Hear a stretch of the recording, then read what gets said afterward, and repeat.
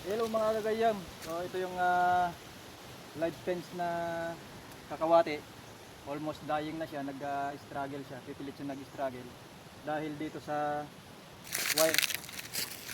Masyadong mahigpit yung pagkakatali kaya nasasakal na siya. Ito pa.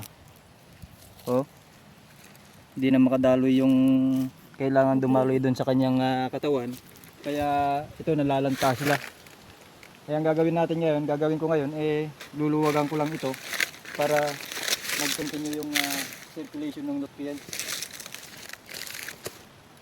Ano? Ang higpit. Kailan mo yung tatinanim? Dapat ang pagkakatali nito mga gayam maluwag lang para mayroon pa siyang play. Okay?